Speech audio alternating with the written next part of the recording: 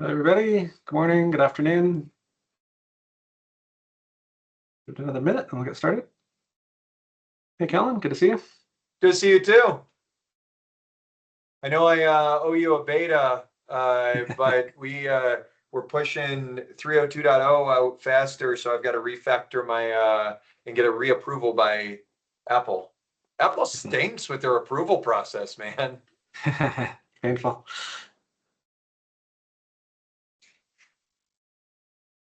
Who's excited for code interpretation within 3.0? That'd be cool. That'll be another webinar, code interpreter. Webinar 7. And I definitely enjoy these. We'll get started. So good afternoon, good morning to those that celebrate. Thanks for joining again, Kellen. We're on session 3. Let's jump to the next slide. So we've covered the basics, some terminology in AI 101. Last week we covered keeping it secure in our walled garden. Today we're going to cover off some tips for prompting. There's definitely more than one way to do it, but we'll walk through a couple methods and hopefully they work for you and give you a good head start. Next week we'll be covering even more in depth as we come into AI outcomes and agents. Yeah, the reasons AI lets people down. I've seen more than my share of people that have tried it out, put in a couple prompts, it doesn't come back with what they're expecting, and throw the baby out with the bathwater. I think maybe early on that was fair. Lately, it's never again what we expect. We cover that in session 101.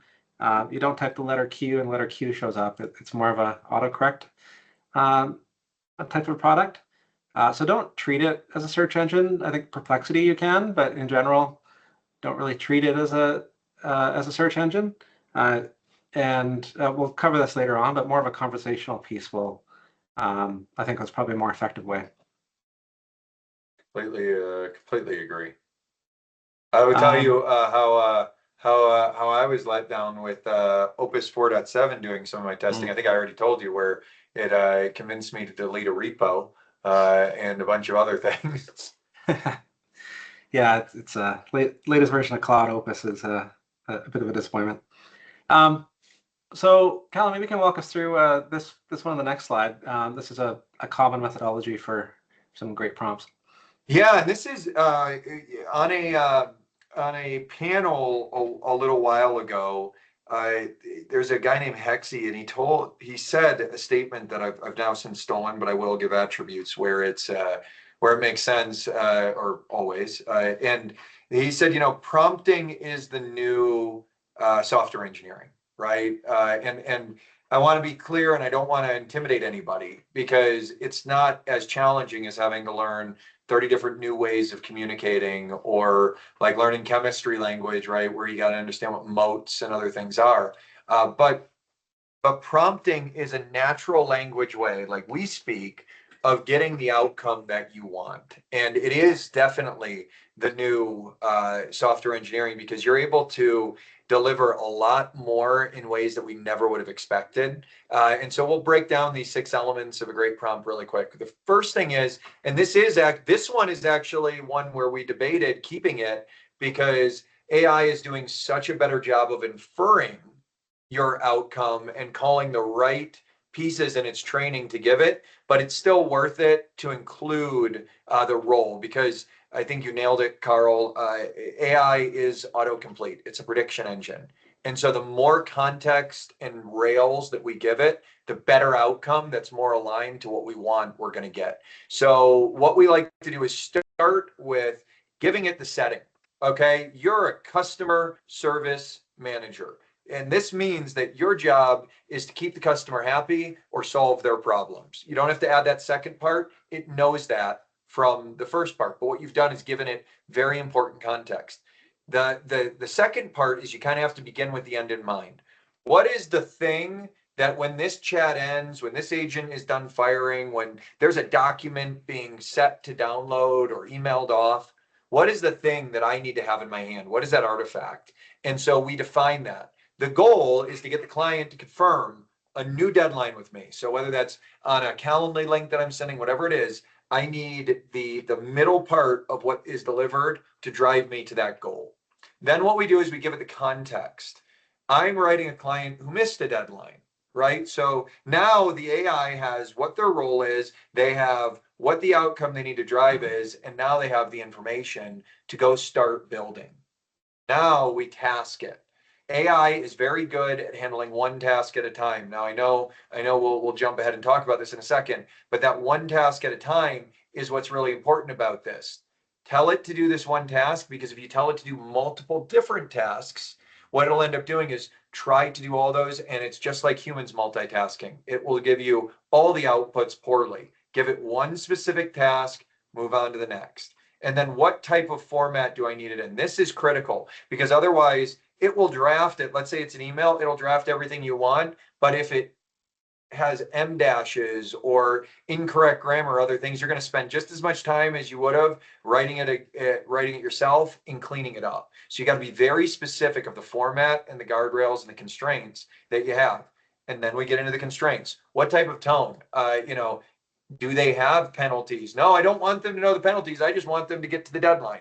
If I put all those things together into one broken out thing, I'm going to increase the viability and the happiness of the output. I can actually see this go from around that 85% accuracy up into the 90% accuracy consistently and repeatably. Hopefully that all makes sense. And Carl, I'll turn it back to you for a sec.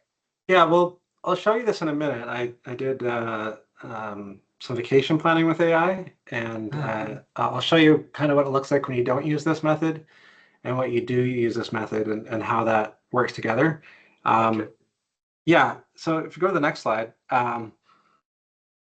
this is an example of a lighter version of that prompt, where we're taking, we're telling it who it is, what we're doing, and what we're trying to get out of it. You don't have to include everything. If you can, great. But it is good to try and bring as many of these items into the prompt as you can. So that's one method. It works well. I personally have trouble remembering everything I'm supposed to put in. So I have another method. If you go to the next slide, Socratic method. I got the definition here. It's a dialogue-based approach, encourages critical thinking through questioning. So this is my preferred way of working with AI, mostly because I just can't remember all 6 of the steps, or even 3 of them at times. And I'll show you what this looks like in a minute. I've seen there's agents and plugins for AI as well that essentially turn AI into this method without describing it as Socratic. So I think it's time I can actually share my screen, and I'll show you what works and what doesn't in these methods. And even the simple prompt does pull you back some decent information. So I'm using Synthreo here with GPT-5. This has our internal Nucleus instruction set. It just said planification for me. So it's already inferred that it needs to, who it needs to be. It needs to be vacation planner. That's what Callum was mentioning earlier. You don't necessarily have to tell it the role as much as we used to. It's getting better at it. And there's nothing inherently wrong with the plan that it laid out, except it's not taking any of my preferences in. And it's also not telling me, it hasn't asked me where I want to go in Japan, when I want to go in Japan, who I'm taking with me. And so there's nothing inherently wrong with it, but it's just not going to be very helpful. And this is how I've seen, especially family members that have used AI. They start with this, they maybe say, no, that's not right. And then it comes back with something different, like, oh, that's not right either. And then they just kind of put it away. If we use I can't remember what this method's called, but the first method, where typically you don't actually have to lay out, role, outcome, context, etc. I just put that here for reference. But act as a luxury Japan planner. Outcome, I want an efficient, unforgettable 15-day trip. Grad trip for my kid. What the context is. There's going to be 4 of us. Traveling late December. How much walking we want to do. What's the task? I need a day-by-day itinerary and activities, hotels, and the format, and then the constraints. Don't overpack days, etc. So this comes up with a much better plan than the first one.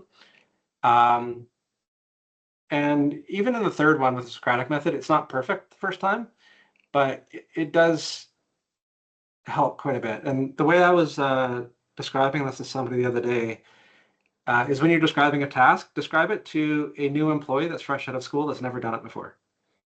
I like give them, that. Yeah, I like that a lot. they only know what you've told them. They'll be able to go and do the research. They know how to research, and they've been taught that in school, but they don't know the specific task. It's So delegation, right? yeah. We need to delegate these things. So in the Socratic method, I said, we want to take our kid to Japan for his grad trip. Summer's too hot. Ask me 20 questions one at a time so you understand how you can help us plan this trip. And then share your confidence level with each answer. So this results in a much longer conversation. And I can see here, it starts off with confidence level 95, 97 after it's asking me questions. Sometimes it'll actually dip down, 99, back down to 98, back down to 97 as it's learning. But that's the point of it. It's learning and asking questions to get a better outcome. And after going through and answering these questions, how much walking do you want to do? What's this one? How comfortable are you changing hotels? Well, I have to be comfortable if I want to actually see more than one place in Japan. My wife wants to go to Disney, so now I got to include that. Disney Sea is the best Disney on the planet. Keep hearing that. And then, how much time do you want to spend there? One day per park. And so it takes longer. You might spend, 10 minutes, but you're spending more time sharpening the axe than trying to cut down the tree. I think that just to pause there for just a sec is the really important thing too, Carl, is you don't want to spend time after rehashing this task. A lot of the time we throw things at AI and then we spend time after rehashing. I love your methodology here because it took me a couple more seconds on the front end, but the output is so much better. And to your point earlier, if you're trying to rehash things after, it's going to start forgetting portions of it because it's too long. Yes. So I've used this method, and if I don't know how to prompt it, I'll literally just ask it, what's the best way to prompt? Yeah. No one knows how to do talk that to across better. providers. I can say what I've found is that GPT does a really good job of writing prompts for Gemini and Perplexity. Perplexity does a good job of writing prompts for Claude, and that's the Sonar. And then Claude does a really good job of writing prompts for OpenAI. And OpenAI does do a good job of writing its own prompts. They've spent a lot of time in there.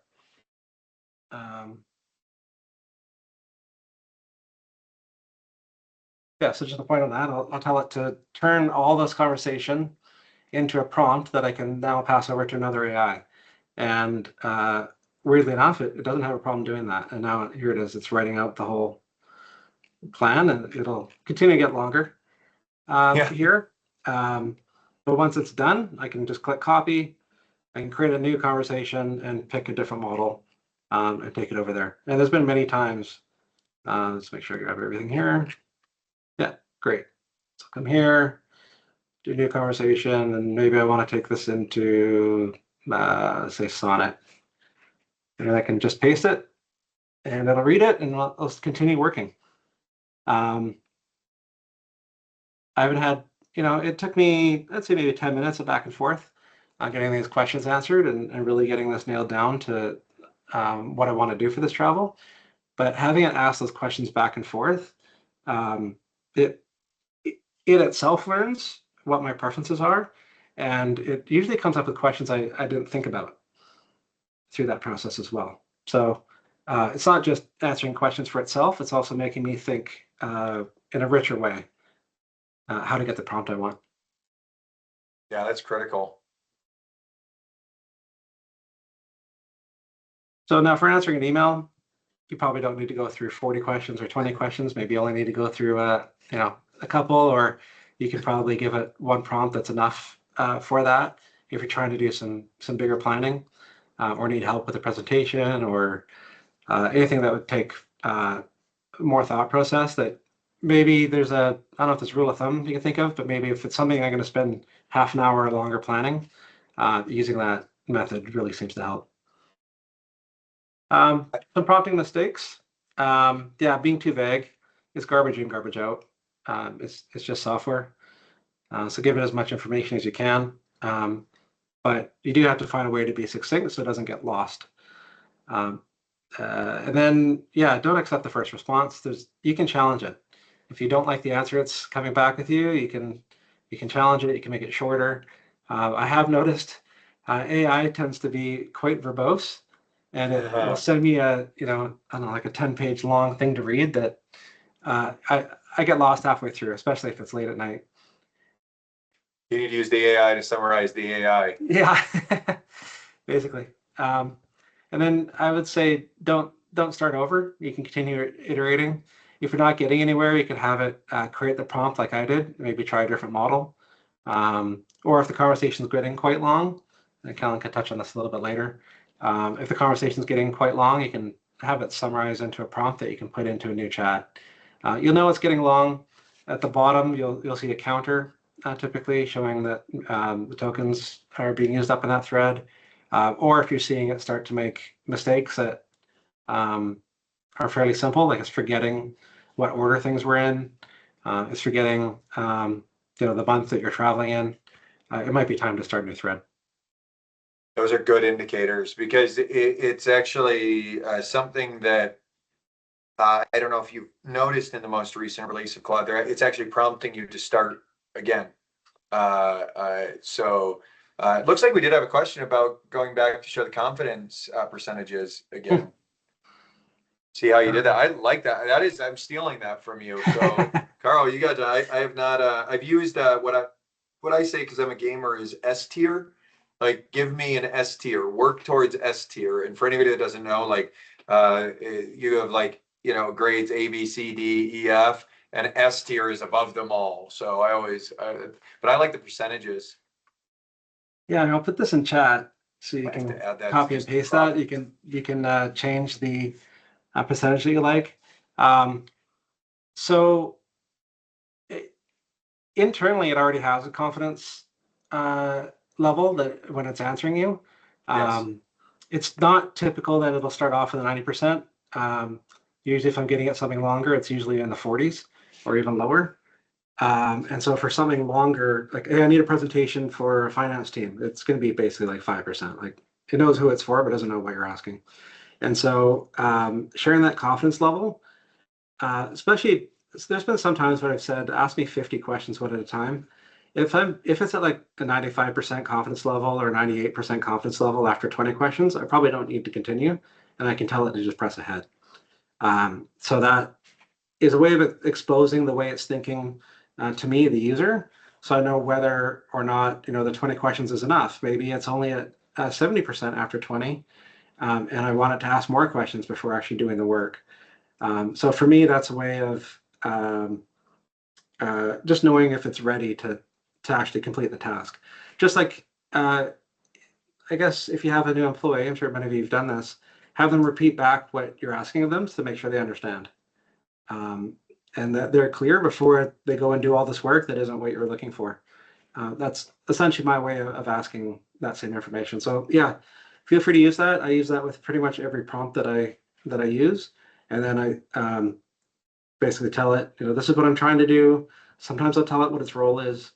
If it might be a little esoteric, and then I'll say, ask me X number of questions one at a time until you understand what I'm asking for. Yeah, so that prompt, once the people in my family, my wife and other people have started using that, they've seen a lot more success with getting much better answers. Yeah, I really like that. That's you always have to give it guardrails, give it a rubric, give it something, because otherwise it doesn't have anything to push back against, right? Two other things that when you're prompting that are pretty common mistakes that we debated, but to point out here is AI is actually, you could think of it as a mirror to you. It has more information. it has more training, it has all of these things, but it really is a mirror to your knowledge. It can go search for things, but it's going to be reporting those things back to you. So what that means is it's a fairly good brainstormer, but it's not a good innovator. It's not going to come up with, at least the AI chat capabilities, brand new, unique ways of doing it, but it will connect some of the dots for you. But you really, spend time in the research if you're doing larger projects and then pull it together. Let it connect the dots. Don't ask for it to solve a novel problem for you, because it's not going to take all the context into place. And then we've talked about this on every single one of these. AI suffers from something, for anybody that's new here. You're going to hear that word a lot. It's sycophancy. AI is going to try and convince you that it's doing what you want. It's going to try and do what you want. And it's going to, the longer the chat goes on, bend more to your will. And so making sure you have the guardrails that Carl's talking about are critical. One other piece, AI is a liar. It will tell you that its confidence is high when it's not. But the thing about it is AI will typically not lie twice on the same thing. It'll start lying again. But if something feels off, if it says, like, you should stay in Sendai at the night and go to Kyoto the next morning, yeah, that's a 3.5 hour bullet train, right? Like, it is not something, but it'll tell you, it's like, you can reasonably, if you want to walk and see everything in the Hiroshima Peace Gardens, get from Sendai to Kyoto to Hiroshima in one day. And you can't. And it will tell you that it's confidently able to happen, and it is physically able to happen, but you're not going to get your output. You've probably seen the memes going around. Someone says, I'm 5 minutes away from the car wash. What's the best way to get there? And it'll tell you should walk. It's like, well, I don't have the car. Like, oh yeah, you're absolutely right. Yeah. Oh yeah, no, but you wouldn't need your stuff. Okay. You can wash someone else's car when you get there. They'd appreciate it. Yeah. As for booking, it depends on the AI you're using. And I wouldn't trust with giving out a credit card number to do that. Typically, what I will do is I'll go to like booking.com. I'll filter by all the hotels I want to stay at, and I'll print it as a PDF and I'll upload it.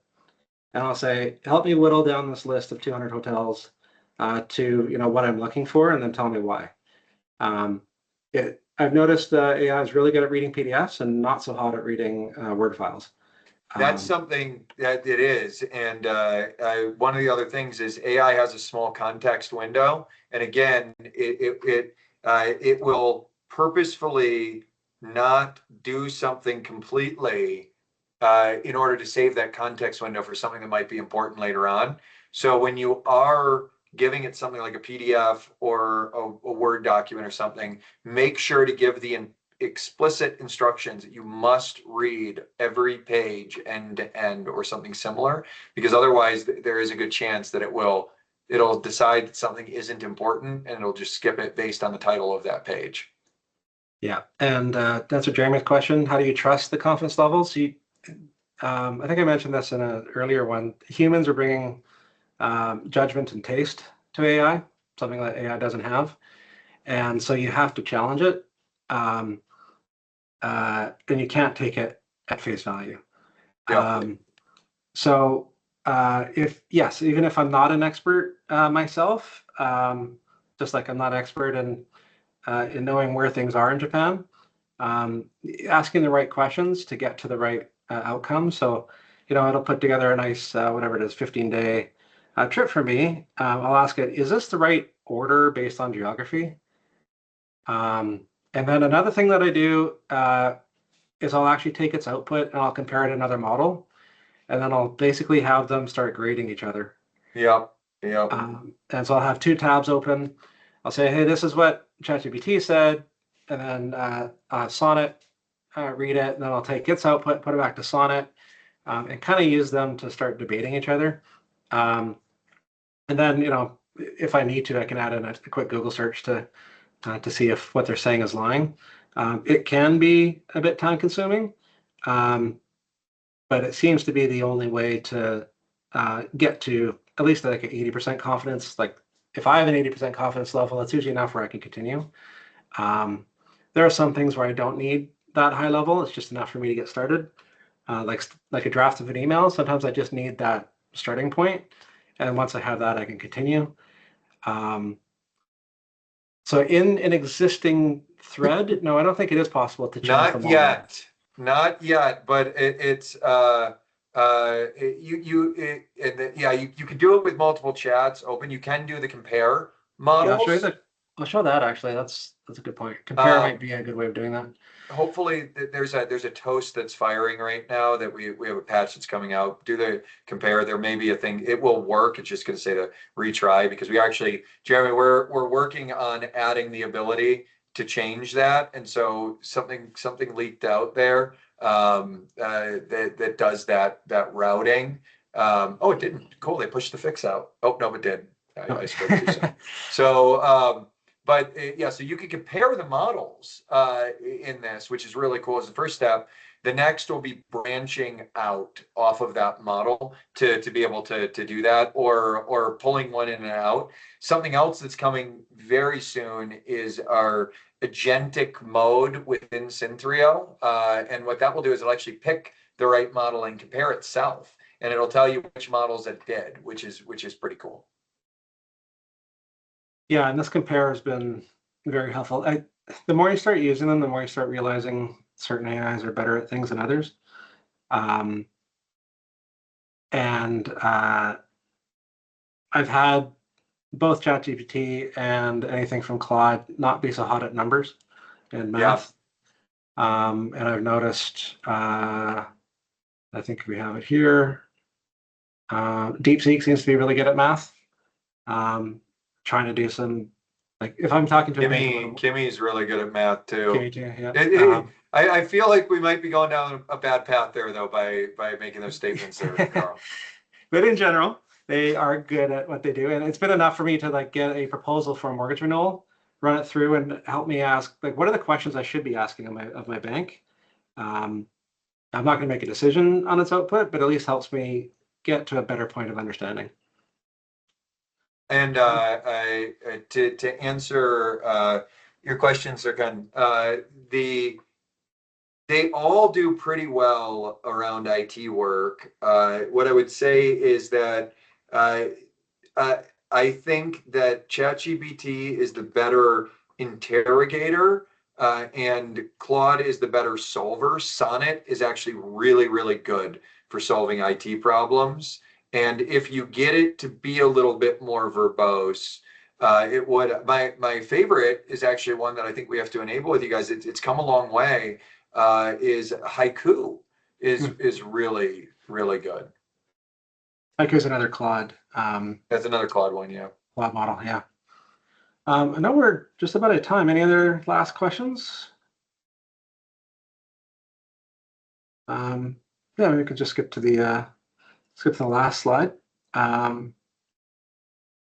Yeah, so hopefully your takeaway from today is to just continue to iterate, push back, have it check itself with other models, and very curious to see what's coming. Is there a tool or setup in Synthreo that allows shows which AI to select for a type of task? That is the model routing that is coming with the new agent, and then there will be suggestions coming here shortly. So it'd be you set the model to auto, and then it'll. Yeah, those are where I actually have a side project that Carl actually helped me on around behavioral health of AI, because AI does these things like the drift that we're talking about and some of the issues. And I'm actually looking at efficacy of delivery as part of that project. And so we're taking that data and we're building that model routing. Current model routing is it's okay. It's a little aggressively tuned towards saving money, not getting the right outcome. So the human is still the best picker. We're building the data to make sure that you don't sacrifice output for savings. So next week, we're going to be covering AI to outcomes. This will be still high level, but we'll be talking about agents and bots and some automations as well. And yeah, looking forward to having you all join. Should be, oh, sorry, 2 weeks from now, May 6th. Getting ahead of myself. This will be an interesting one, and I'm pretty sure this will actually spin out additional conversations that would be worthwhile having. So if you are interested in signing up, maybe Michelle, I could post the sign up link. We will start having, for those of you that have signed up, likely end of next week, you'll start seeing some invites. We want to make sure that everything's ready to go, and our team is also prepared for questions that come in. So we'll be looking to get those kicked off for May 1st. Thank you again for joining, Kellen. That was great chatting with you. Thank you, and appreciate all the engagement and the questions. We're gonna have to do this one again because this is great. Yeah, I think it would be worth maybe another catch up in June. Yeah, sounds good. Great. Thank you, everybody. Thanks, everybody. Bye.